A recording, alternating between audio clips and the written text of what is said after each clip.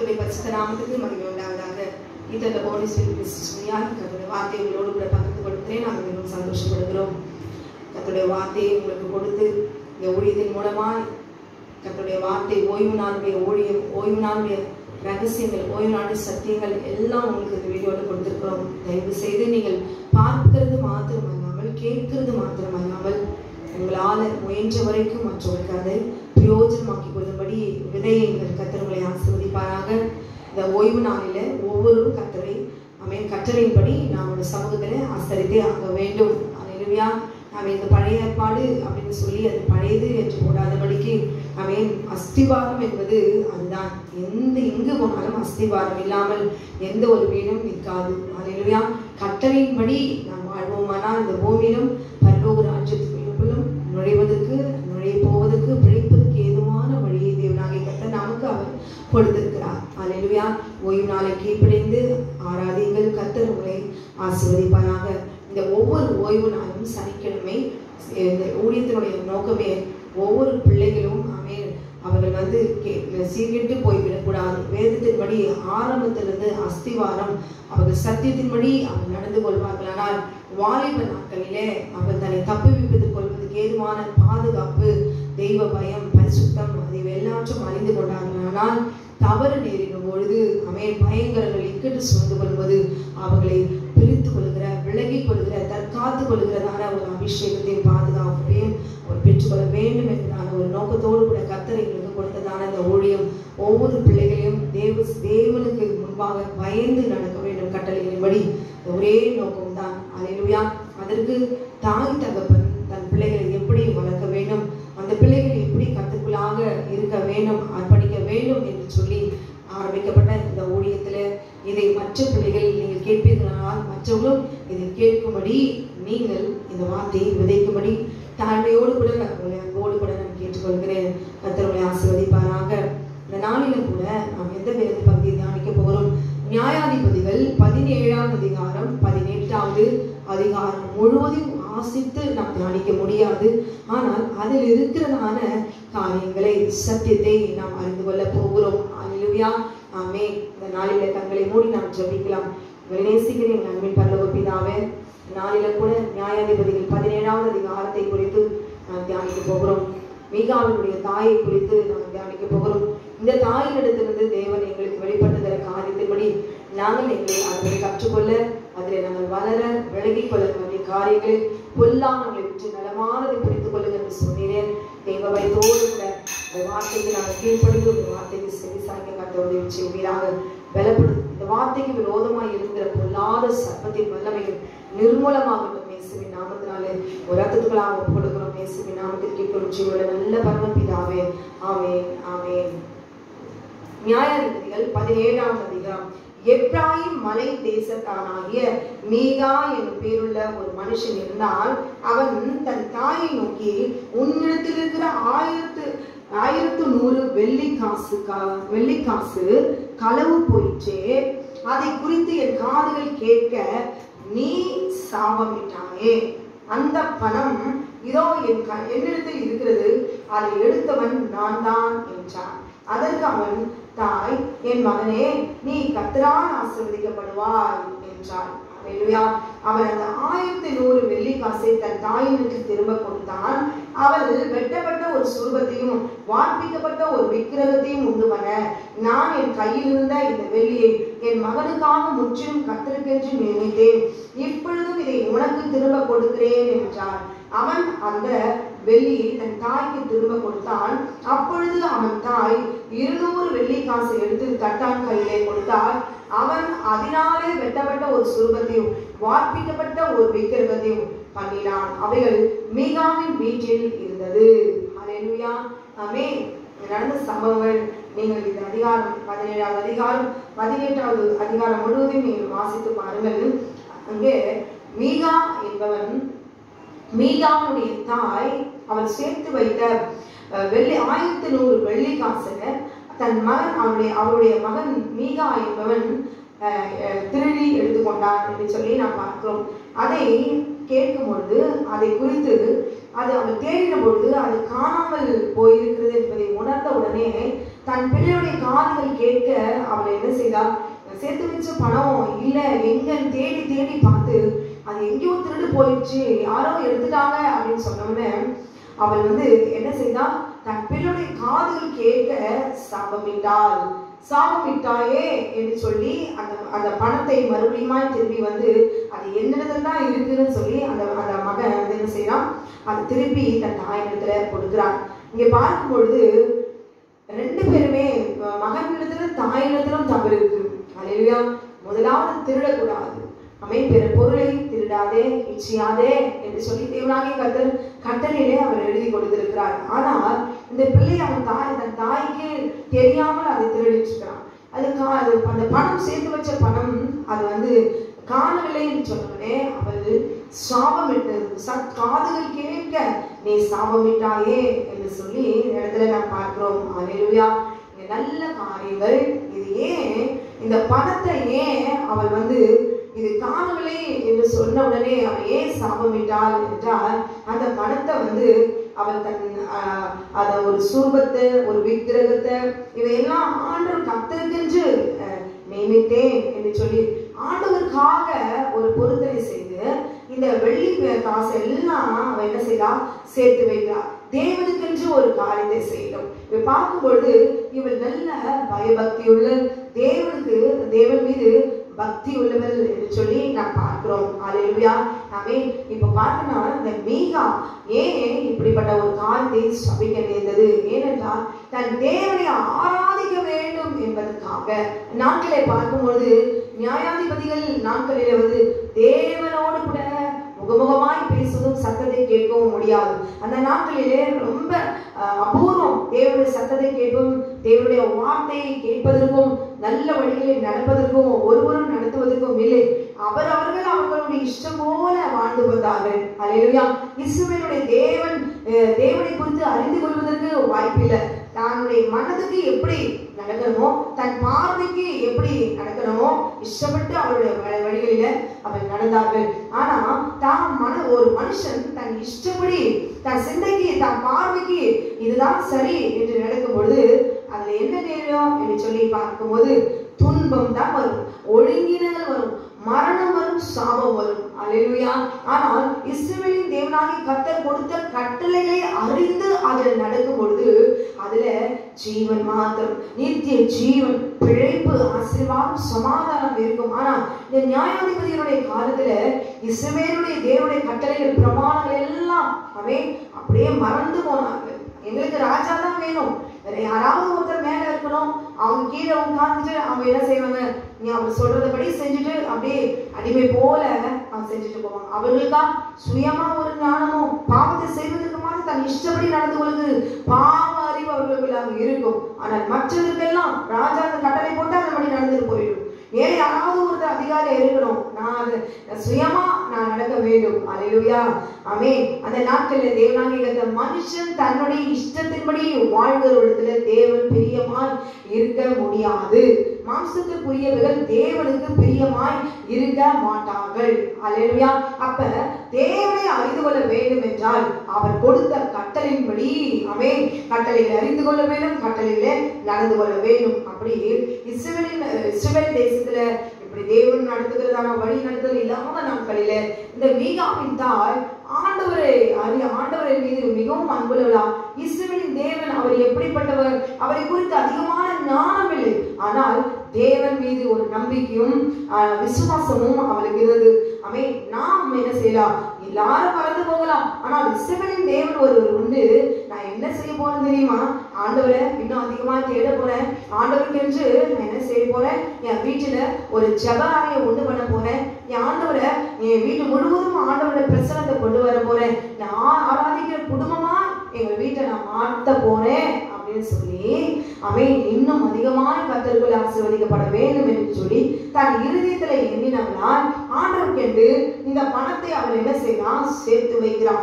1100 வெள்ளி காசை அவர் சேர்த்து வச்சு வந்தார். இந்த சேர்த்து வைத்து வந்த அந்த பணத்தை அந்த பிள்ளை, அந்த மீகா அவன் என்ன செய்யலாம், திருடிட்டான். அல்லேலூயா.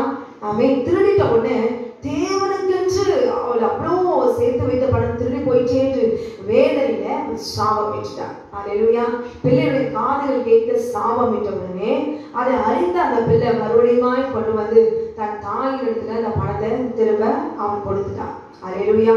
இல்லபடி நாம் கூட சில நேரத்துல கோபத்துல நமக்கு இஷ்டமானது, நமக்கு பிரியமானது மற்றவர்கள் அபகரித்தாலோ எடுத்துக்கொண்டாலோ இல்லை வேணும் என்று சொல்லிட்டாலோ நாம் என்ன செய்யறோம், மனுஷத்துல சில நேரம் சாபம் கொடுக்கிறாங்க. கோபத்துல தூஷணமாய் பேசுகிறோம், அவர்கள் மீது கோபப்படுகிறோம். இருக்கிறதானே, இல்லைன்னு சொல்லவே முடியாது. ஆனால் பின்னாடி அதை வருந்துகிற ஒரு சூழ்நிலை வரும் இல்லைங்களா? அப்ப நம்மளோட வார்த்தையில தேவனுக்கு முன்பாக இவள் போய் ஆண்டவர் உமக்காக சேர்த்து வைத்த அந்த பணம் எங்கு போயிடுச்சு என்று சொல்லி ஆண்டவரிடத்துல கேட்டிருக்கலாம். ஆனால் கேட்கிற அளவுக்கு தேவ வசனம் தேசத்துல இல்லை. தேவ வார்த்தையில வளர்ப்பதற்கு அங்க இடமில்லை. ஆனால் அந்த மகன் எடுத்து வந்து அங்க கொடுக்கிறான். ஆனால் அவர் என்ன செய்யலாம், திரும்பவும் அந்த மகனை ஆசீர்வதிக்கிறார். நீ கர்த்தரால் ஆசீர்வதிக்கப்படுவாய் என்று சொல்லி. ஒருவேளை உங்க பிள்ளைகள் திருடிட்டாலோ இல்ல மற்ற இடத்துல திருடி கொண்டு வந்து திருடுகிற காரியம் இருந்தாலோ அல்லது உங்க பிள்ளைகளை திருடுகிற ஒரு பழக்கம் சுபாவம் இருக்குமானால் முழங்கால் பண்ணிட்டு ஆண்டவரிடத்துல சொல்லிக்க கற்றுக்கொள்ளுங்கள். உங்க பிள்ளைகளை என்ன கெட்ட கெட்ட சுபாவங்கள் எடுத்த உடனே அந்த பிள்ளை அப்படியே நீங்க நினைக்கிற மாதிரி நல்ல பிள்ளையா இருக்கணும், அப்படியே பர்ஃபெக்டா இருக்கணும், அதெல்லாம் சான்ஸே கிடையாது. அல்லேலூயா. நீங்க 1 hour அப்படி தூரமா வெளியே போயிடுங்க, இல்ல வெளியே எங்காவது போயிடுங்க, அந்த பிள்ளைக்குள்ள சுபாவம் துர்சுபாவம் வெளியே வரும். நீங்க பார்க்காமலே அப்படியே என் பிள்ளை நல்ல பிள்ளை அப்படியே வச்சுட்டா கண்ணாடியில பார்க்கறது அழகா தான் இருக்கும். லோரி நீங்க கொஞ்சம் விலகினாதான் அந்த பிள்ளையோட சுபாவம் வெளியே வரும். ஆனா அது வரைக்கும் அம்மாவை ஏமாத்திட்டு அம்மா முன்னாடி அப்பா முன்னாடி நல்ல பிள்ளையா இருக்கதான் செய்யும். நம்ம பாதுகாக்கிற ஒரு கண், நம்ம பாதுகாக்கிறாங்க ஒருத்தர் இருக்கிறாங்கன்னு சொல்லுகிற வரைக்கும் அந்த பிள்ளைகளிடத்துல ஒரு தவறும் காண முடியாது. ஆனால் கொஞ்சம் அப்படி விலகி பாருங்களேன். ஆனால் விலகி கொஞ்சம் நீங்க கண்காணித்து பாருங்க, பிள்ளைகளுக்கு துர்குணம் வரும். உங்களுக்கு நல்ல சுபாவத்துல நல்ல குடும்பமா இருக்கும் போதே ஒரு பிரச்சனை வரும்போது ஒவ்வொரு பிள்ளைங்க சுபாவம் வெளிப்படுகிறது. ஆனா அந்த பிரச்சனை முடிந்த உடனே அவர்களுக்குள்ள இருக்கிற அந்த சுபாவத்துக்காக ஜெபிக்க விட்டு விடுகிறோம். அங்கதான் நீங்க பிடிக்கணும். இந்த பிள்ளைக்குள்ள இந்த பிரச்சனைன்னு வரும்பொழுது இந்த பிள்ளைக்கு இப்படிப்பட்ட ஒரு சுபாவம் வருகிறது, அப்படி கரெக்ட் பண்ணுங்க.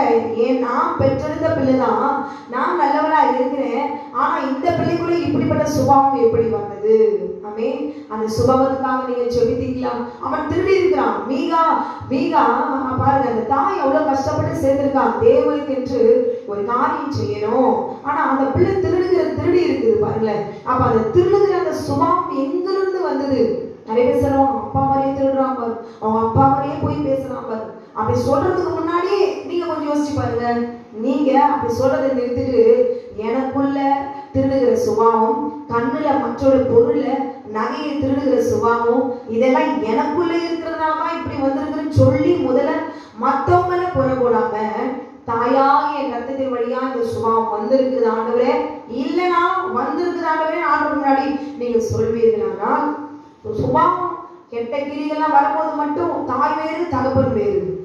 பாவத்துக்கு மாத்திரம் ஒரே மாம்சம் ஒரே எலும்புமா இருக்கிறார், அதற்கு மாத்திரம் அப்படியே ஒரு மனம். ஆனால் 2 பேரும் கணவன் மனைவி தாய் தகவல் சண்டை போடும்போது மட்டும் இந்த துர்குணம் உன்கிட்ட இருந்து வந்தது, என்கிட்ட இருந்து வந்தது. எங்கிருந்து வந்தது? 2 பேருக்கு ரத்தத்திலிருந்து தான் அங்க வந்திருக்குது. முற்பிதாங்கிறது வந்து சேர்ந்துதான் அங்க எங்கேயோ உள்ள வந்து ஒளிந்திருக்குது. இது கண்டுபிடிக்காம அந்த பிள்ளைகளை போட்டு கொம்பெழுத்து அடிக்கிறது. வாயில அந்த பிள்ளை தப்பு செய்ததுக்கு ஒரு தவறு தான் செய்திருக்கோம், 10 தவறு போட்டு நீங்க தேவனத்துல நீங்க குற்றவாளியா மாறி போயிருங்க. அடி அடி அடி சரியா அடிச்சு அந்த பிள்ளைய பலவீனப்படுத்தி அடிச்சு போட்டு உங்களுக்கு ஒரு ஆறுதல், இப்படி திருடிட்டியே, என்னை அவமானப்படுத்தியே, என் பேரையே கெடுத்து போட்டியே அப்படின்னு சொல்லி அந்த பிள்ளைய போட்டு அடி அடின்னு அடிக்கிறது. அல்லேலூயா. அந்த தவறை நீங்க வாழ்நாட்களை நீங்க சின்ன பிள்ளையா இருக்கும்போது செஞ்சிருப்பீங்கன்றதை மறந்துட்டு உங்க பிள்ளை உங்க முன்னாடி எப்பவுமே பர்ஃபெக்டா நல்லா ஒழுங்குமான எப்படி இருக்க முடியும்? இருக்க முடியாது. அந்த குழந்தையோட ரத்தத்துல என்ன துர்சுபாவங்கள் கிரியைகள் இருக்குது, துணிகள் இருக்குது அப்படிங்கிறத நீங்க என்ன செய்யணும்? சேகரிங்க. என் குழந்தைக்குள்ள இப்படிப்பட்ட சுபாவம் இருப்பதற்கு காரணம் நான் தான். இந்த சுபாவத்திலிருந்து கிரியையிலிருந்து நான் இன்னையிலிருந்து நான் என்ன செய்யறேன், விடுபட போறேன் அப்படின்னு நீங்க முடிவெடுக்கும் பொழுது தேவனாகிய கர்த்தர் அங்க அந்த பிள்ளை ஒரு குற்றமும் செய்யல. இப்ப அது திருடி இருக்குன்னா பாருங்க, அந்த சுபாவம் தாய் கற்று கொடுத்தாரா? தாய் அங்க போய் திருடு, இந்த வீட்டுல போய் திருடு. நிறைய சில பேர் இருக்கிறாங்க, தாய் அங்க போய் திருடிட்டு வா, இங்க போய் எடுத்துட்டு வா, போய் சொல்லி போய் அதை வாங்கிட்டு வா, அந்த மாதிரி சொல்லல.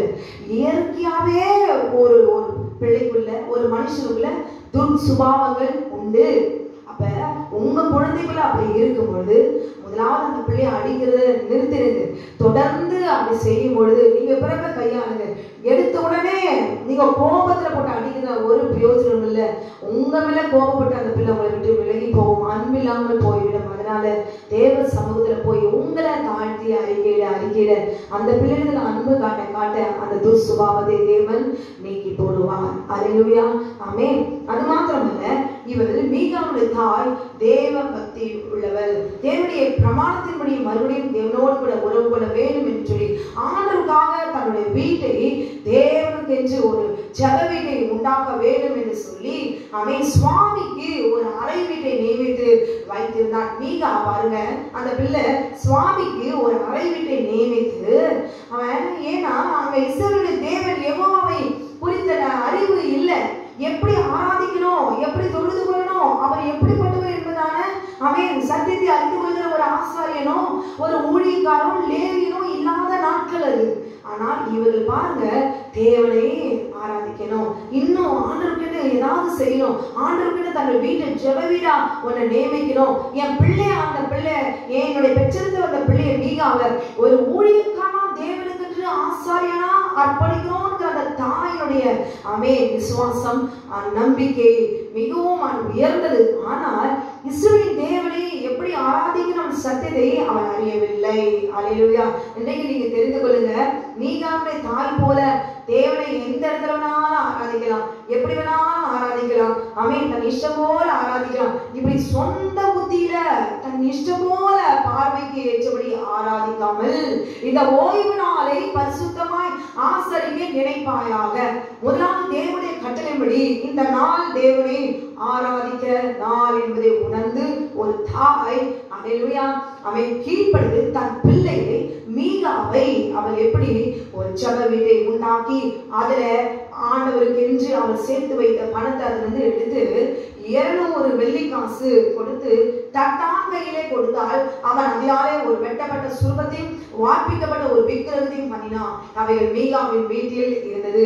இந்த சுரூபங்களை எல்லாம் உண்டு பண்ணி என்ன செய்யனா பிரதிஷ்டை பண்ணி இவன் அவன் அதை ஆசாரியனா என்று சொல்லி நான் பார்க்கிறோம். இவன் ஒரு தன்னுடைய பிள்ளைய ஒரு ஆசாரியனா அவள் மாத்திட்டான். அல்லேலூயா. அது மாத்திரமல்ல, யூதாவில் உள்ள பெத்லகேமில் ஊரானாகிய லேவியனுமான ஒரு வாலிபன் அங்கே தங்கியிருந்தான். இந்த லேவியன் அவன் என்ன செய்யறான், எங்காவது போய் படித்துக் கொள்ளலாம் அப்படின்னு சொல்லி வரும்பொழுது இந்த மீகாவுடைய வீட்டில் வாசலில வரும்பொழுது இவனுக்கென்று ஒரு பணத்தை அவன் கூலியாக கொடுத்து, நீ என்னுடைய வீட்டில என்ன செய், ஆசாரியனாய் இரு என்று சொல்லி அவன் உருவாக்கின அந்த வார்ப்பிக்கப்பட்ட அந்த விக்கிரகத்தையும் சுரூபத்தையும் கொண்டு செவ வீட்டிலே அவனை கொண்டு பிரதிஷ்டை பண்ணி ஆசாரியனாய் மாற்றிக்கொண்டார்கள். அல்லேலூயா. இவர்கள் தேவனை அறியாததுனால இவர்கள் சுயமா என்ன செய்தாங்க, விக்கிரகத்தை உண்டு பண்ணி அதை தொழுது கொண்டு ஆராதித்து வந்தார்கள். அல்லேலூயா. அது மாத்திரமல்ல, விக்கிரகத்தை செய்து இதுதான் சிருஷ்டிகர் என்று சொல்லி ஆராதிக்கும் பொழுது அந்த குடும்பத்தில் நீங்காத சாபம் வரும். இந்த விக்கிரகத்தை உண்டு பண்ணி இந்த விக்கிரகத்தை பற்றி விக்கிரகத்தை வழிபடுகிறவர்கள் சிலை வழிபாடு இது தேவனுக்கு முன்பாக அது எப்படி இருக்கும் என்று சொல்லி பார்க்கும்போது அது மனுஷனுடைய விக்கிரகங்கள் மனுஷனுடைய கை வேலையுமாய் இருக்கிறது என்று சொல்லி சங்கீதம் 115வது அதிகாரம் 4வது வசனத்துல சொல்லப்பட்டது. ஏனென்றால் அவைகள் காணாது, முகராது, தொடாது, நடவாது, சத்தமிடாது, அவைகளை பண்ணுகிறவர்களும் அவைகளை நம்புகிறவர்களும் அல்லேலூயா அதை உண்டு பண்ணுகிறவர்களும் அதன் மீது நம்பிக்கை உண்டு பண்ணி அதை அழகா மெழுகேற்றி கொண்டு பாவாடை சட்டெல்லாம் போட்டு அதை கொண்டு அதுவும் ஒரு அழகா அலங்காரம் பண்ணி கொண்டு இதுதான் தெய்வம் அப்படின்னு சொல்லி நம்பி யாரும் அது யாரெல்லாம் நம்புறாங்களோ அவைகளை போலவே இருக்கிறார்கள் என்று சொல்லி தேவனாகிய கர்த்தர் அவர் சொல்லுகிறார். அல்லேலூயா.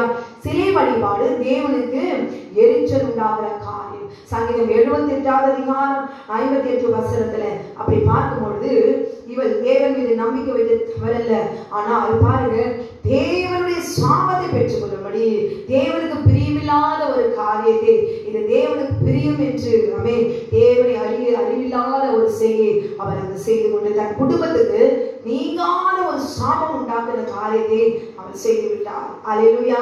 அவருடைய வீட்டில் வைக்கப்பட்ட விக்கிரம் உண்மையில ஜீவனுள்ள தேவனை அசட்டை பண்ணுவதாக இருக்கிறது. அல்லேலூயா. தன்னை சிருஷ்டிகரை ஆராதிக்காமல் மனுஷனால உண்டாக்கப்பட்ட அந்த விக்கிரகத்தை அவன் ஆராதித்தான். அல்லேலூயா. ஆனால் நம்முடைய தேவன் எப்படிப்பட்டவர் என்பதை அறியாத நாட்களிலே இதை பாராட்டக்கூடிய ஒரு விஷயம். இன்றைக்கு நாம் நம்முடைய தேவன் எப்படிப்பட்டவர் என்று அறிந்திருந்தோம். ஓய்வு நாளிலே நாம் ஒரு சமூகத்தில் ஆராதிக்காமல் இருப்பதற்கு காரணம் என்ன? அல்லேலூயா. பரிசுத்தமாக்குவதற்கென்று தேவனாகிய கர்த்தர் கீழ்ப்படியும்படி அக்கினிமயமான விரலில் எழுதி கொடுத்தார். இந்த கட்டளை கேட்கிற நீங்கள் அந்த நாளில் நான் உட்கார்ந்து ஆராதிக்க மாட்டேன் என்று வைராக்கியமா நீங்கள் இருக்கிறீர்களே, அப்படியானால் ஏன் ஓய்வு நாளிலே ஆராதிக்க வேண்டும் என்று சொல்வதற்கு சத்தியத்தை, இத்தனை சத்தியத்தை அறிகிற அறிவினாலே தொடர்ச்சியாய் கொடுக்கப்பட்டாலும் நான் ஞாயிற்றுக்கிழமை தான் நான் ஆராதிப்பேன், என்னை ஒருவரால மாற்ற முடியாது. தேவனால எழுதி கொடுக்கப்பட்ட அக்கினி விரலினால எழுதி கொடுக்கப்பட்ட கட்டளைக்கு நான் கீழ்ப்படிய மாட்டேன், நான் கீழ்ப்படியாதவள் என்று சொல்லி நீங்கள் தேவனுக்கு முன்பாக நிற்கிறீர்களே. ஹல்லேலூயா, க்ளோரி. அப்படியானால் நீங்கள் கீழ்ப்படியாமல் பிள்ளைகள் என்று சொல்லி துணிகரமா தேவனுக்கு முன்பாக நீங்கள் சொல்லிக் கொண்டிருக்கிறீர்கள். ஹல்லேலூயா. அப்ப முன்ன பார்க்கும்பொழுது கீழ்ப்படியலனா உடனே நியாய தீர்ப்பு வரும். ஆனால் இப்பொழுது நியாய தீர்ப்பு வராமல் இருப்பதற்கு காரணம் என்ன? தாமதமாய் வருகிறது, சிலருக்கு உடனே வருகிறது, சிலர் மரித்த பிறகு வருகிறது. காரணம் என்ன? ஆண்டவராக இயேசுக்கு சில ரத்தம் சிந்தப்பட்டாயிற்று. உடனே இங்கே நியாய தீர்ப்பு, அப்ப கொடுக்கப்பட்ட நியாய தீர்ப்பு எதற்கு என்றால் அவருடைய ஆத்துமா அடுத்த இப்படி நான் கேட்காமல் வருகிற வழியிலே சரித்தது செய்கிறத செய்ய அப்படியே நான் காணாமல் நியாயப்பு தீர்ப்பு நாளுக்கு நான் கொடுத்து விட்டால் அடுத்திருந்து துணிகரமாக செய்து அவர் சிருஷ்டித்த பிள்ளைகள் மடிந்து போகும் ஒரு தெய்வ பயம், தேவனுடைய கட்டளைக்கு பயப்படுகிற பயம் பிழைத்து கொள்ள வேண்டும். கட்டளைகளுக்கு அவர் கண்கள் நோக்கி பார்க்க வேண்டும் என்கிறதான கர்த்தர் ஒவ்வொரு வழியிலும் அவர் கற்றுக் கொடுத்து வந்தார். அதை கேட்கிற பிரியமான தேவனுடைய பிள்ளைகளே, உடைய பிள்ளைகளை கர்த்தருடைய கட்டளைகள் என்னவென்று சொல்லிக் கொடுங்க, கற்றுக்கொள்ளுங்கள். நீங்கள் முதலாவது மீகாவுடைய தாய் எப்படி தேவனுக்கு என்று ஒரு ஜெப வீட்டை உண்டாக்கினார், தன் பிள்ளை ஆசாரியனாக்கினார். அல்லேலூயா. விக்கிரகத்தை எல்லாம் உண்டு பண்ணி வீட்டையே பரிசுத்தமாக்கி தொழுது கொள்ள வேண்டும் அவள் நினைத்தாலே நல்ல ஒரு நினைவு. ஆனால் அவள் தேவனை அறியாததினால் அவள் வார்ப்பிக்கப்பட்ட விக்கிரகத்தை அவள் உண்டு பண்ணி விட்டாள். தன் குடும்பத்தையே அவள் சாபமாக்கி விட்டாள். அல்லேலூயா. விக்கிரக வழிபாட்டுக்கு ஆசாரியர்கள் அந்த நாட்களிலே தேவனுக்கு விரோதமா தேவனையும் ஆராதிப்பாங்க, விக்கிரகத்துக்கும் வேஷம் போடுவாங்க. அதுவும் வேணும், இதுவும் வேணும். அல்லேலூயா. ஆனால் இங்கே ஒரு லேவியர் ஒன்று அகப்பட்டபடினாலே நிறைய லேவியர் தேடி தேடி கர்த்தரை அறிந்த யாராவது ஒருத்தர் இருப்பாங்களா அப்படின்னு சொல்லி அவர் எல்லாம் ஆராய்ந்து பார்த்துட்டு தான் இப்படி உள்ள காரியத்தை அப்படி செய்தானா. இங்க ஒரு லேவியரே அகப்பட்டபடினாலே அவனை ஆசாரியனாய் அவர் வைத்துக் கொண்டார்கள் என்று சொல்லி நாம் பார்க்கிறோம். அல்லேலூயா. இந்த இடத்துல பார்க்கும் பொழுது இந்த தான் கோத்திரத்தார் என்ன செய்யறாங்க, இந்த சீரியோனியர்களை யுத்தம் பண்ணும்பொழுது அவர்களை முறியடித்து ஜெயமெடுத்து அவர்கள் வருகிற பொழுது அவங்க என்ன செய்யறாங்க தெரியல, மீகாவுடைய வீட்டில இருக்கிற ஏகோத்தையும் சுரூபங்களையும் விக்கிரகங்களையும் அபகரித்து கொண்டு அவங்க போயிட்டாங்க. சீரியர்களோட கூட அவங்க யுத்தம் வரும் பொழுது அவங்க ஜெயித்து பிறகு திரும்பி வரும்பொழுது அவங்க வீட்டில் இருந்த சுரூபம் வார்ப்பிக்கப்பட்ட விக்கிரகங்கள் எல்லாத்தையும் அபகரித்து அவர் போயிட்டாங்க. மீகாவோட வீட்டுல இருந்த லேவியரையும் அவர் அழைத்து கொண்டு போய் முழு தான் கோத்திரத்துக்கும் ஆசாரியனாக்கிட்டாங்க. யாரு? மீகாவுடைய வீட்டுல இந்த பெத்லேஹேமிலிருந்து வந்த அந்த லேவியன் ஆசாரியனா அபிஷேகம் பண்ணப்பட்டு இவர்கள் என்ன செய்யறாங்க, வழிபட்டு வருகிறாங்க. இந்த இடத்துல இந்த தான் கோத்திரத்தார் இந்த லேவியத்துல கேட்கிறாங்க, நான் சீரியோனியரை நான் முறியடிக்கல முடியுமான்னு. அப்ப அந்த ஆசாரியன் சொல்லுறார், நீங்க முறியடிப்பீர்கள் என்று சொல்லி தேவனுடைய வார்த்தை அவர்களுக்கு கொடுத்த உடனே அப்ப ஜெயமெடுத்து வரும் பொழுது இந்த லேவியனையும் அந்த மீகாவின் வீட்டுல வைக்கப்பட்ட எல்லாவற்றும் அபகரித்து கொண்டு போயிட்டாங்க. அல்லேலூயா. ஒரு குடும்பத்துல ஆரம்பிக்கப்பட்ட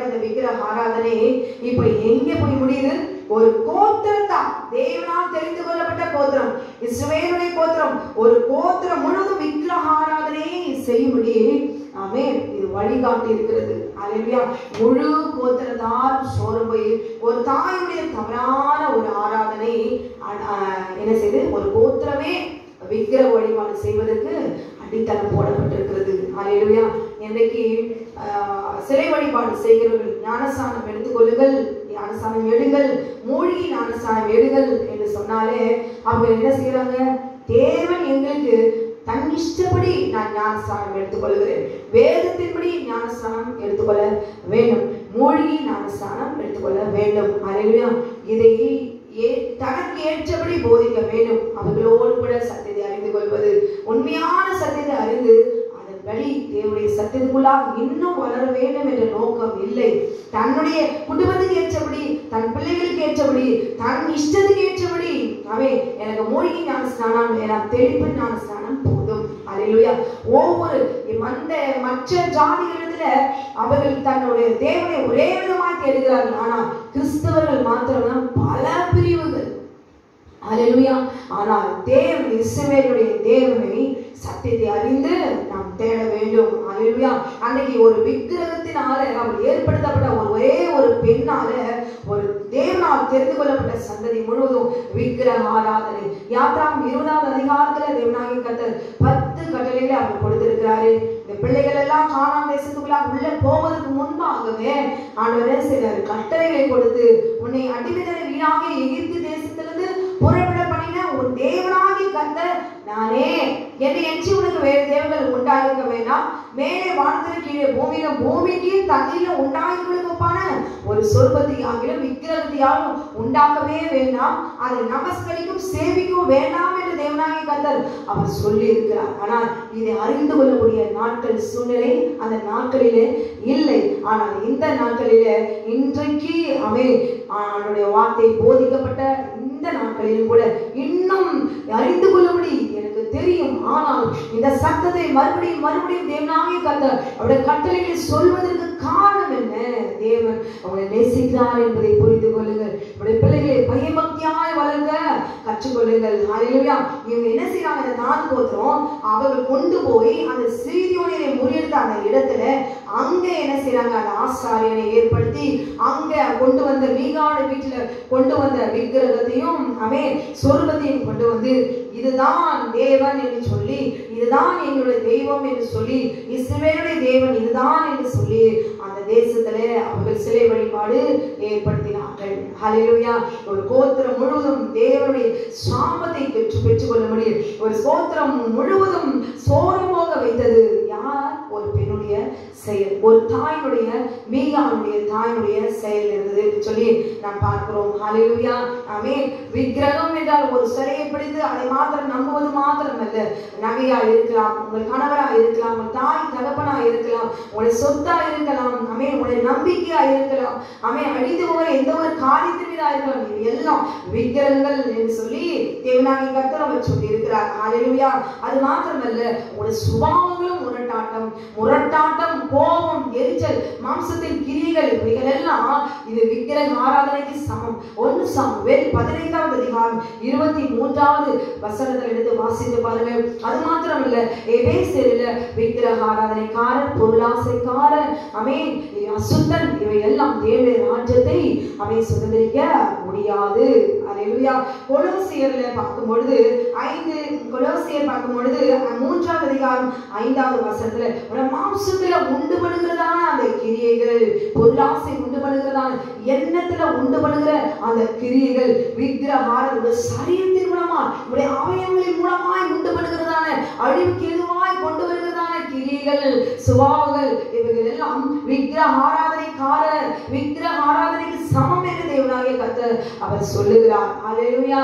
அது மாத்திரமல்ல, வெளிப்படுத்தல் 21வது அதிகாரம் 28வது வசனத்துல விக்கிரக ஆராதனைக்காக 2ஆம் மரணமாகிய அக்கினியும் கந்தமும் எரிகிற கடலிலே பங்கடைவார்கள் என்று சொல்லுகிறது.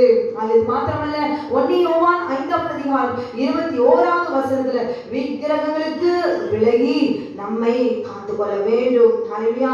பிள்ளைகளே, நீங்கள் விக்கிரகங்களுக்கு விலகி உங்களை காத்துக் கொள்வீர்களாக என்று சொல்லி தேவனாகிய கர்த்தர் அவர் எழுதி கொடுத்திருக்கிறார். ஹல்லேலூயா. அது மாத்திரமல்ல, இப்படிப்பட்டதான ஒரு கிரியைகள் இருக்குமானால் ஆவியின் கனிகள் உங்களுக்குள்ளாக இருக்க முடியாது. ஏதோ ஒரு அழிவுள்ள ஒரு காரியத்தின் மீது, பொருளின் மீது, பெண்ணின் மீது, இச்சையின் மீது, காமத்தின் மீது, மாம்சத்தின் கிரியைகள் மீது ஏதோ ஒரு சுபாவத்தினாலே நீங்கள் பாதிக்கப்பட்டிருப்பீர்களானால் நீங்கள் விக்கிரக ஆராதனைக்காரர். ஆனால் உங்களுக்குள்ள ஆவியின் கனிகள் இருக்க முடியாது, பூரணப்பட்டிருக்க முடியாது. கலாத்தியர் 5ஆம் அதிகாரம் 22வது வசனம் 23வது வசனம் சொல்லப்பட்டபடி ஆவியின் கனிகள் நம்மை காணப்படும் பொழுது அவைகள் கர்த்தர் நமக்கு கொடுத்த பிள்ளைகள் கிறிஸ்துவின் பாதையில நடக்க அவைகள் வழி காட்டும். ஒரு தாய் தகப்பன் பார்த்தீங்கன்னா மாம்சத்தின் கிரியைகளை அழிக்க கற்றுக்கொள்ள வேண்டும். ஒரு சுபாவத்தில் முதலாவது அவர்கள் விடுபட வேண்டும். இவர்கள் தாயும் தகப்பனும் மாம்சத்தின் கிரியைகளிலே பாவத்தை இவர்கள் செய்து கொண்டிருப்பதனாலே பிள்ளைகள் மீது இவ்விதமான பழி சுமந்து கொண்டிருக்கிறீங்க. பாருங்க, இந்த மீகா ஒரு தாய் அவள் செய்த காரியம், செய்யும்படி செய்த காரியம் 200 வெள்ளி காசை கொண்டு போய் சொருவும் வார்ப்பிக்கப்பட்ட விக்கிரகத்தை கொண்டு போய் தன் குடும்பத்தை இஸ்ரவேலின் தேவன் மீது அவள் நம்பிக்கை வைத்தாள். இன்னும் அறிந்து கொள்ள வேண்டும் என்று நினைத்தால் தவறில்லை. ஆனால் தன் இருதயத்துக்கு தன் சிந்தைக்கு ஏற்றபடி இந்த விக்கிரகத்தை உண்டு பண்ணி இஸ்ரவேலின் தேவன் தன் வீட்டில மகிமைப்பட வேண்டும் என்று நினைத்தவர் சத்தியத்தை அறியாத ஒரு அறிவினாலே தன் குடும்பத்தையே தன் சொந்த வீட்டையே சாபமாக்கினார். அல்லேலூயா. அது மாத்திரமல்ல, ஒரு இஸ்ரவேலுடைய தேவனாகிய கர்த்தர் தெரிந்து கொள்ள தான் கோத்திரத்தார் முழுவதுமாய் ஒட்டுமொத்த ஜனம் முழுவதும் ஆராதிக்கபடி இதுதான் நீங்கள் தெய்வம் என்று சொல்லும்படி ஒரு ஆசாரியன் பாருங்க, அந்த லேவியனு ஒரு இஸ்ரவேலின் தேவனுடைய ஒரு ஊழியக்காரரை சொர்க்கத்துக்கும் விக்கிரகத்துக்கும் கூலி பொருத்தி அதை பணிந்து கொண்டு தொழுது கொண்டு ஆராதிக்க வேண்டும் என்று சொல்லி அவனை கூலி பொருத்தினார். அவனுக்கும் அவனுடைய ஊழியத்தில் கெடுக்கப்பட்டார். பரிசுத்தமான ஒரு ஊழியக்காரனை விக்கிரகத்துக்கு ஊழியம் செய்யும்படி மாற்றினார். அது மாத்திரமல்ல, கோத்திரத்தையும் எல்லா ஜனங்களையும் விக்கிரக ஆராதனைகளாக ஒரு பெண்ணானவள் ஒரு தாயானவள் நடத்தினார் என்று சொல்லி நாம் பார்க்கிறோம். ஹல்லேலூயா. சங்கீதம் 81வது அதிகாரம் 9வது வசனத்துல உனக்குள் வேறு தேவன் உண்டாயிருக்க வேண்டாம், அந்நிய தேவனை நீ நமஸ்கரிக்கவும் வேண்டாம் என்று சொல்லி ஹல்லேலூயா தேவனுடைய எரிச்சலையும் கோபத்தையும் சாபத்தையும் பெற்றுக்கொண்டு அது நிமித்தமாய் ஒருவரும் வாழ்ந்து கொள்ள முடியாது. தேவனை அறிகிற அறிவு வர வேண்டும். மீகா அவனுடைய தாய்க்கு தேவனை அறிகிற அறிவு இல்லாமல் போவதற்கு காரணம் என்ன? அந்த நாட்களிலே நியாயாதிபதியுடைய நாட்களிலே தேவனை அறிகிற ஒரு சத்தம் இல்லை. கர்த்தருடைய வார்த்தையை அறிந்து கொள்கிற வழிநடத்துதல் இல்லை. லேவியன் இல்லை, ஆசாரியன் இல்லை, தேவனுடைய சத்தம் இல்லை. பிரத்யட்சமா வெளிப்பட்ட தேவன் இனி ஆண்டவர் தேவனுடைய பிள்ளைகளுக்கு உறவு கொண்டாட முடியாதபடி போவதற்கு காரணம் என்ன? தேவனுடைய பிரமாணம் எனக்கு வேண்டாம்.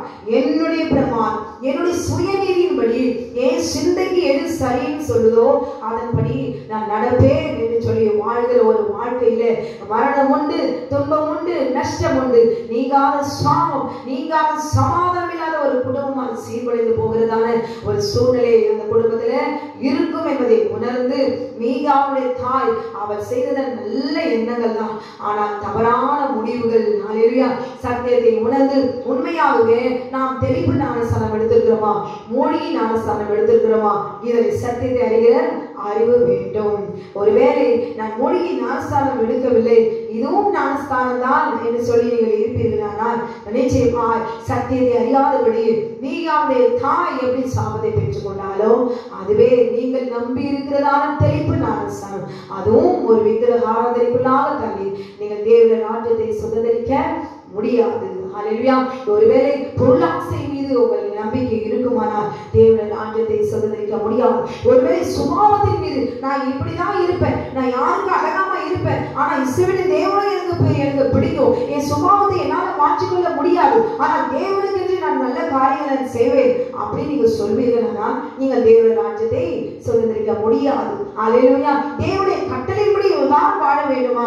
நான் நடக்கிற வழியில நான் ஒரு பாவம் செய்யலையே அப்படின்னு நீங்க சொன்னாலும் பரிசுத்தமாக்குவதற்கு என்று கொடுக்கப்பட்ட ஓய்வு நாளிலே நீங்கள் ஆராதிக்க ஆராதிக்காதபடிக்கு நீங்கள் செய்கிறது சிலை வழிபாடு, நீங்கள் ஆராதிக்கிறது விக்கிரக ஆராதனை. ஓய்வு நாளே பரிசுத்தமாய் ஆசரிக்க நினைப்பீர்களாக என்று சொல்லி தேவனாகிய கர்த்தர் உங்களை பார்த்து தாழ்மையோடு கூட என் தேவன் உங்களை கேட்டிருக்கிறாரே. நீங்கள் கீழ்ப்படுத்திருக்கிறீங்களா? ஹல்லேலூயா. உங்களுடைய பிள்ளைகளிடத்துல நீங்கள் இப்படி தாழ்மையாய் பேச முடியுமா? பிள்ளையே, நீங்க கொஞ்சம் புத்தகம் எடுத்து கொஞ்சம் அன்பா அப்படியே படிக்கிறீங்களா அப்படின்னு உங்களால கேட்க முடியுமா? எப்படி கேட்கறீங்க? அதட்டி கேட்கறீங்க.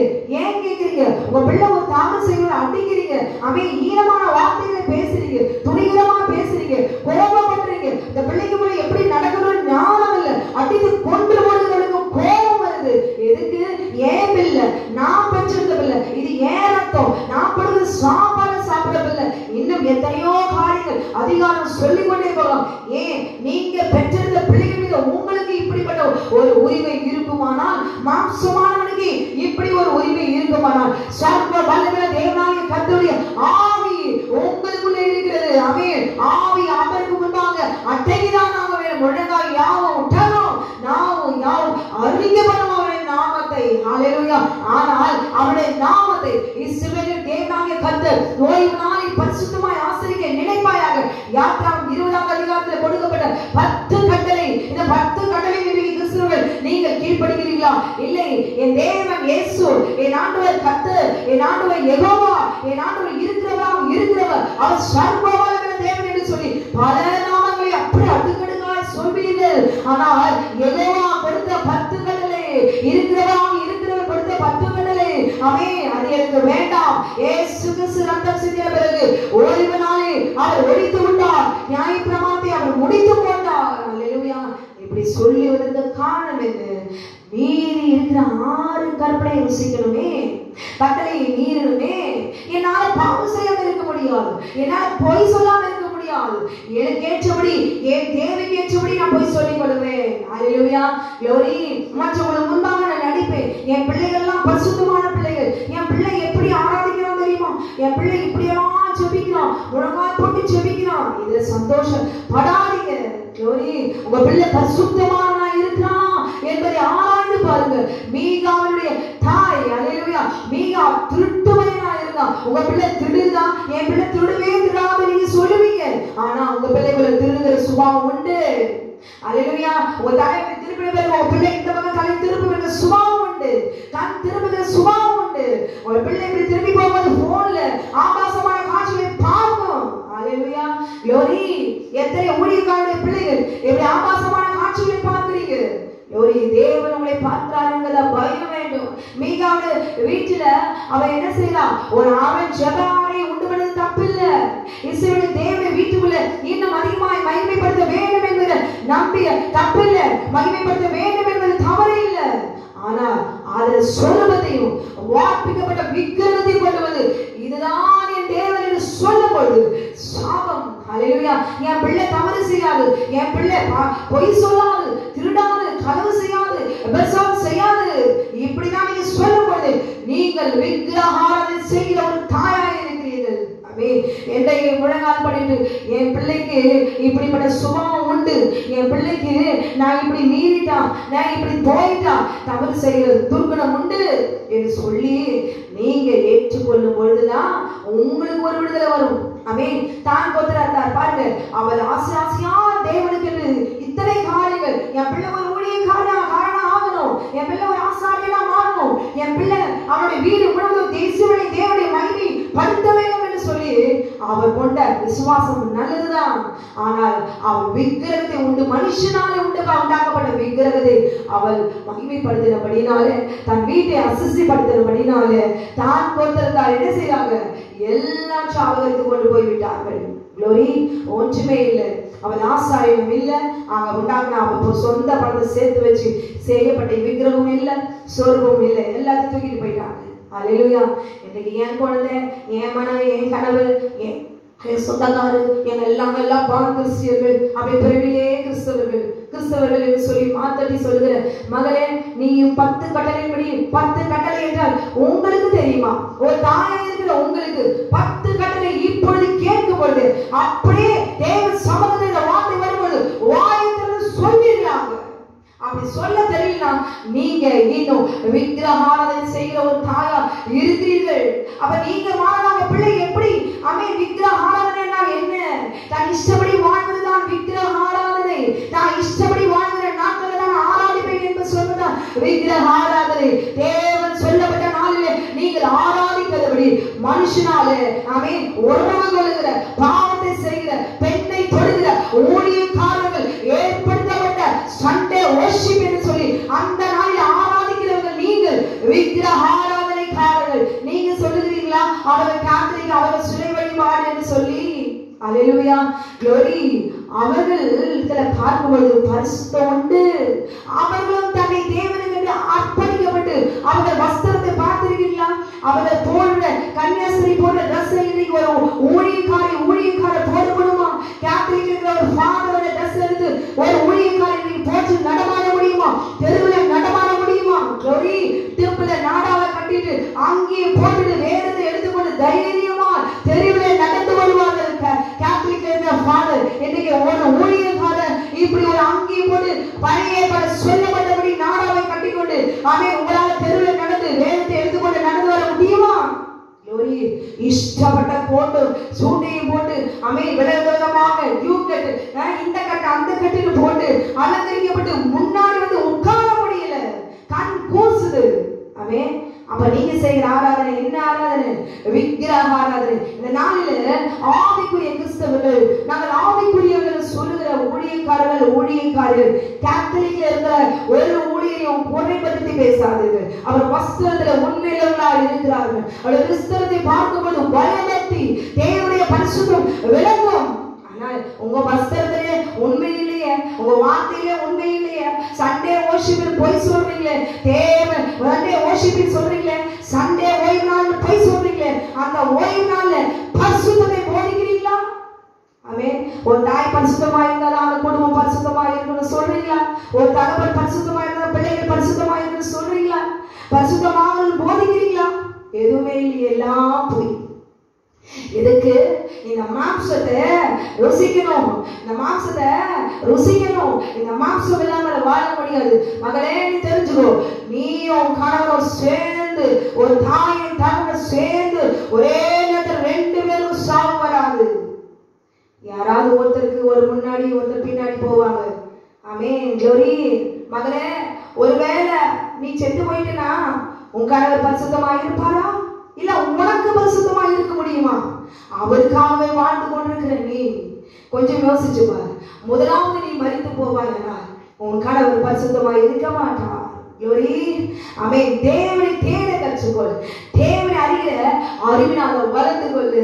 ஆமென். மனுஷனுடைய மாம்ச அன்பு ஆமென் அது அழிந்து போகும், அது மரணத்துக்குரியது என்பதை உணர்ந்து ஒரு நல்ல தாயா, என் பிள்ளை நல்ல ஒரு ஊழியக்காரனா ஆமென் பரிசுத்தமானா என் கண் பார்க்கும் போது என் பிள்ளையை நான் பார்க்கும்போது எப்படி இருக்கணும் தெரியுமா? அவன் நடையில ஒரு பரிசுத்தம். ஆமென். அவன் பேசும்போது கர்த்தருடைய வார்த்தை, அந்த பேசும்பொழுது கர்த்தருடைய வல்லமை வெளிப்படணும். ஆமென். கைதி என் பிள்ளை, நீங்க வேணா சோதித்து பாருங்களேன், என் பிள்ளை ஒரு பாவம் செய்ய மாட்டான். பாவத்தை சுட்டறிகிற அக்னியா என் கண் முன்னால நான் மறிக்கிறதோட என் பிள்ளையை நான் வளர்ப்பேன் என்று சொல்லி ஆமென் சத்தியத்தை அறிகிற அறிவினால வளர்ந்து கொள்ளுங்கள். glory. உங்களுடைய கணவர் உங்களுடையவர் தான், உங்களுடைய மனைவி உங்களுடைய மனைவி தான், இல்லை என்று தேவன் சொல்லவில்லையே. ஏனென்றால் தேவன் சொல்வது உண்மைதான். அவள் உன் மாம்சமும் உன் எலும்பின் எலும்புமாக இருக்கிறார். அப்படிதானே glory. மண்ணிலிருந்து எடுக்கப்பட்ட உன்னை ஆண்டவர் சொல்றார், உன் மண்ணிலிருந்து எடுத்து அவளை நான் உருவாக்கினேன். அதனை சொல்ல உன் மாம்பில் சுதல் மாம்சம் உன் எலும்பில் எலும்பும் என்று சொல்லி உண்மையை தேவன் அவர் சொல்லியிருக்கிறார். ஆனால் நீதான் புரிந்து கொள்ளவில்லை. மாம்சம் மறுபடியும் ஆவியாய் மாற்றப்பட வேண்டும். நான் அப்படியேதான் நான் ஆபிரகாம் போல நான் வாழ்வேன் என்று சொன்னார். நீங்கள் வாழ்ந்து கொள்ளுங்கள், சத்தியத்தை அறிந்து கொள்ளுங்கள். ஆபிரகாம் வாழும்போது கடைசியில சாராளோடு கூட அவர் வாழவே இல்லையே. glory. கொஞ்சம் யோசிச்சு பாருங்க, உயிரோடு இருக்கும் பொழுது ஆபிரகாம் சாராளோடு கூட அவர் வாழ்ந்தாரா? ஆமென் glory. மீகாவுடைய தாய் அவன் மீகாவை ஆமென் ஒரு நல்ல ஒரு ஊழியக்காரனா ஏற்படுத்த வேண்டும். இஸ்ரவேல் தேவன் சத்தம் இந்த பூமியில தேசத்துல இல்லையே, ஆனால் என் தேவன் ஒருவர் உண்டு. அவர் எப்படிப்பட்டவரோ, எப்படி இருக்கிறாரோ, அவர் யார் என்று தெரியல அறிகிற ஞானம் இல்லை. ஆனாலும் அவள் எடுத்த காரியங்கள் தன் வீடு ஜெப வீடாய் மாறும். என் வீட்டுக்குள்ள பரிசுத்த ஆவியானவர் வர வேண்டும். என் வீடு கர்த்தருடைய பிரசன்னத்தால் நிறைந்திருக்க வேண்டும். என் வீடு எப்பொழுதும் ஜனங்கள் ஆராதிக்கிறது வழிபடுகிற ஒரு ஸ்தலமாய் மாற வேண்டும் என்று சொல்லி தன் மகனையே ஆசாரியனாய் பிரதிஷ்டை பண்ணினார். இன்றைக்கு உங்களுடைய பிள்ளைகளை நீங்கள் கொடுக்க முடியுமா? ஐயோ இல்ல, என் பிள்ளைய படிச்சு எப்படி ஃபாரின் அனுப்பி அவன் அனுப்புகிற பணத்துல நான் என்ன செய்யணும்? அப்படியே விதவிதமான சாரீஸ் விதவிதமான நகையெல்லாம் போட்டு அழகிறது, இன்னும் பாவத்தை விதைக்கணும். எல்லாத்தையும் அனுபவிக்கணும், எல்லாத்தையும் அனுபவிக்கலாம். ஆனால் தகுதியா இராது என்பதை மாத்திரம் புரிந்து கொள்ளுங்கள். ஹல்லேலூயா. மீகாவுடைய தாய் அவள் எடுத்த முடிவு நல்லது. ஆனால் அவளுக்கு தேவனை அறிகிற அறிவு இல்லாததுனால தன் குடும்பமே சாபத்திற்காக தள்ளப்பட்டார். இஸ்ரவேல் தேவன் தெரிந்து கொள்ளப்பட்ட ஒரு சந்ததியே கோத்திரத்தையே விக்கிரக ஆராதனைக்குள்ளாக தள்ளினார். இன்றைக்கு தேவன் கொடுத்த கட்டளைகள் அறிந்திருந்தும் ஹல்லேலூயா ஓய்வு நாளை பரிசுத்தமாய் ஆசரிக்க நினைக்கிறீர்களா? நினைச்சுதான் பாருங்க. வேற என்னத்தை தான் நான் உங்ககிட்ட கேட்கிறேன்னு ஆண்டவர் சொல்றார். ஹல்லேலூயா. உங்களுடைய இருதயம் கடின இருதயம். உங்க எலும்பு விட உங்க இருதயம் இருக்கு பாருங்க, அது ரொம்ப கடினம். இப்ப சொல்லும் பொழுது கூட பாரு, இது பொய் சத்தியம். இவர்கள் பொய் சத்தியம் சொல்றாங்க, ஓய்வு நாளை பற்றி போதிக்கிறாங்க. இப்படி ஓய்வு நாளை தேவனுடைய வார்த்தையே இவங்க பொய், இவங்க போதிக்கிறது பொய் சத்தியம் என்று சொல்லும் பொழுது விதைத்தவர்களுக்கு ஆமென் தேவன் கொடுக்கிற நியாயத்தீர்ப்பு எப்படி இருக்கும்? தேவன் எழுதினதை உள்ளதை உள்ளதென்றும் இல்லதை இல்லதென்றும் சொல்லுங்கள். இதற்கு மிஞ்சின தீமையினால் உண்டாயிருக்கும். நாங்கள் உள்ளதை உள்ளதென்றும் இல்லதை இல்லதென்றும் சொல்லி இருக்கிறோம். இதற்கு மிஞ்சின வார்த்தைகள் சக்திகள் எல்லாம் தேவன் சொல்லப்பட்டவரே ஆமென் தீமையினால் உண்டாகும் நாட்கள். இஸ்ரவேல் தேவன் சத்தமே கேட்காதபடி நியாயாதிபதியுடைய நாட்கள் இருந்திருக்கலாம். அதற்கு பின்பாக தீர்க்கதரிசிகளுடைய நாட்கள் வந்தது என்று சொல்லி பார்க்கிறோம். ஹல்லேலூயா. glory. தப்பித்துக் கொள்ளுங்க. இப்ப வரப்போகிற கொரோனால நீங்க தப்பித்துக் கொள்ளுங்க. ஒரு நாளைக்கு 6 lakhs அளவுக்கு சாவு மரணம் என்று சொல்லப்பட்டிருக்கிறது. இன்றைக்கு உங்க பிள்ளைகள் 2 years வீட்டுக்குள்ள அடைக்கப்பட்டு இருக்கிறாங்க. உங்க பிள்ளைகள் பரிசுத்தமா இருக்கிறாங்களா? glory. ஆமென். பொல்லாத காட்சிகளும் ஆபாச காட்சிகளும் ஆமென் கேம்ஸையும் விளையாடிட்டு தேவ சமூகத்தில் நேரத்தை கழித்து கொண்டிருக்கிறாங்க. தேவனுடைய கட்டளையை இப்ப சொல்லும் பொழுது உடைய பிள்ளையை கூப்பிட்டு கேளுங்க. நீங்க சொல்லுங்க வாயில திறந்து தேவனுடைய கட்டளைகளாலே ஒரு மனுஷன் பிழைப்பான். ஒரு மனுஷன் நன்றாக இருப்பதற்கு தேவனுடைய கற்பனைகளையும் கட்டளைகளையும் ஆமென் கடைபிடித்தே ஆக வேண்டும். அப்படி ஒரு நாட்கள் ஆமென் ஆயுசு நாட்கள் பெருக பண்ணுவேன் என்று சொல்லியிருக்கிறாரே. கட்டளையே விளக்கு, வேதமே வெளிச்சம், போதகர் சிருஷ்டியை ஜீவவழி. அப்படியானா எனக்கு தெரியல, ஐயோ என் பிள்ளைக்கு தெரியல, எனக்கே தெரியல. ஆமா சரிதான். இந்த நாள்ல நான் உட்கார்ந்து என்ன செய்ய போறேன்? என் வீட்டை சுத்தப்படுத்த போகிறேன், என் காரியத்தை சுத்தப்படுத்த போகிறேன், என் பிள்ளைகளுடைய வாயில கர்த்தருடைய வார்த்தைகள் வரப்போகிறது சொல்லி ஒரு முடிவெடுத்து இந்த நாளில உங்க குடும்பத்தை தேவனுடைய சமத்துக்குள்ளாக அர்ப்பணிங்க. உங்க வீடுல ஒரு எல்லாத்தையும் மகிமைப்படுத்தாவிட்டால் ஒரு அறையை தேவனுக்கு என்று ஒப்பு கொடுங்க. உங்க சரிதாலயமாய் மாற்றுங்க. இஸ்ரவேலுடைய தேவன் சுரூபத்தில் விக்கிரகத்தையும் அவர் வழிபடுங்கள் என்று சொல்லவே இல்லை. அவர் உள்ளவே உள்ளவர். அவர் சத்தம் மாத்திரம் நாம் இன்றைக்கு ஆமென் அவை காணாமல் அறியாமல் இருந்து நம்ம ஆராதிக்கிறோம். ஆனால் விக்கிரகங்களை பார்த்து ஆமென் அது பேசாது, அது உணர்வில்லாது ஆமென் அதை நம்பும்போது அவைகளைப் போல நாமும் மூடர்களாய் தான் இருப்போம் என்பதை உணர்ந்து நம்முடைய தேவன் மகா ஞானம் உள்ளவர். ஆமென் விக்கிரகங்களை அக்கினியில சுட்டெரித்து போடுங்கள் என்று சொல்லி இருக்கிறதுக்கு காரணம் என்ன? அதற்குள்ளாக இருக்கிற சர்ப்பத்தின் வல்லமைகளை நிர்மூலமாக்கி பரிசுத்தமாய் உங்களுடைய சரி நியாயமாய் மாற்றுங்க. நீங்க கையினால கட்டப்பட்ட உங்க வீட்டை பரிசுத்தமாய் மாற்றுங்க. உங்க ரத்தத்தை சிந்தி பெற்றிருந்த உங்க பிள்ளையை கர்த்தருடைய ஆலயமாய் மாற்றுங்க. இதை தவிர வேறொன்றையும் அவர் கேட்கவில்லை. எல்லாவற்றையும் தேவன் பார்க்கிறது உண்மை. பரிசுத்தம் பரிசுத்தம் பரிசுத்தம். மீகாவின் தாயை போல ஆமென் திட்டமிடுங்க. முடிவு சம்பூர்ணமாய் இஸ்ரவேல் தேவனை நோக்கி மாத்திரம் ஆமென் விசுவாசிங்க. கர்த்தர் உங்களையும் உங்கள் குடும்பத்தையும் தான் கோத்திரத்தை விக்கிரகத்துக்குள்ளாக தன்னில் அந்த தாயினுடைய அறியாமை இன்றைக்கு அறிந்த நீங்கள் உங்க கோத்திரத்தை தேவனாக கர்த்தர் விசேஷப்படுத்தி இந்த பூமியை அவர் நிற்க வைப்பதற்கு வல்லமை தேவன் ஆமென் செய்ய அவர் வல்லமையுள்ளவர். ஹல்லேலூயா. இதை விசுவாசிக்கிறீங்களா? ஆமென் நீங்களும் சாட்சியாக இருப்பீர்கள். கர்த்தர் உங்களையும் உங்களுடைய பிள்ளைகளையும் கர்த்தர் தேவனை அறிகிற அறிவினாலே அவர் நடத்துவாராக. ஆமென் ஆமென்.